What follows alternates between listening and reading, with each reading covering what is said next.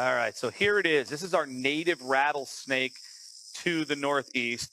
It is the timber rattlesnake, and they can be found in the Hudson Valley region, but they like higher elevations. Timber rattlesnakes are snakes that spend their time up in the mountain regions, not down low in the valley. We're filming right now from Saugerties, New York, in Ulster County, and there are timber rattler populations living at Overlook Mountain in Woodstock. They live near Hunter Mountain, but not, again, far down south. These are animals, even Mohawk Mountain is another area, Schwangunks, where timber rattlers have their populations. They are amazing snakes, but listen to that rattle while he's got it going. This is a snake that's telling me right now he doesn't want to be disturbed. But as close as I am, I'm like within almost 2 feet, he's not lunging at me. He's not being aggressive at all. So this snake is a little used to people, I'll give him that, but he doesn't like being handled yet. He's still got a little ways to go where he calms down and drops that rattling attitude. The point of bringing that up is to point out that if you are in one of these areas hiking, you might see a sign at the trailhead that said timber rattlesnakes are located in this area. Stay on the trails. Don't go out into the grass or the leafy areas, because as you can see, his coloration is going to give him good camouflage. And what you're going to hear is that rattle. That's him telling you, get back on the trail. He doesn't want to chase you. He doesn't want to attack you. And he's certainly not going to bite you unless you actually touch him first. So staying on the trails are really important in rattlesnake areas. And like I said, we do have them in New York.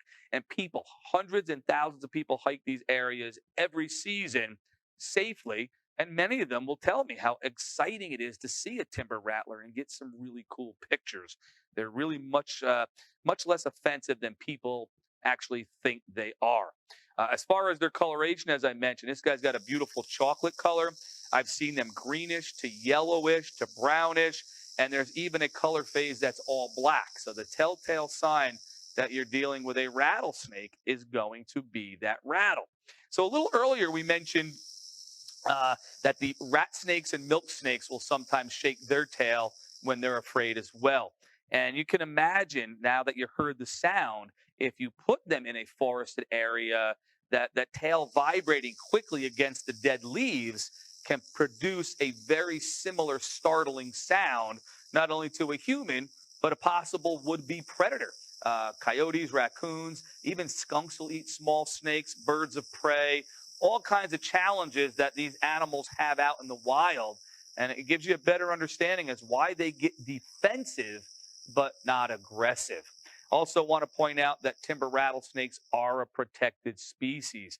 So if you are on those state lands and hiking trails and you run into one, don't think you're doing anybody a favor by getting rid of a venomous snake. They control rodent populations, and because they are threatened in our state, their populations are protected, and you should never try to handle or harm a native timber rattlesnake while you're visiting one of our trails here in New York State.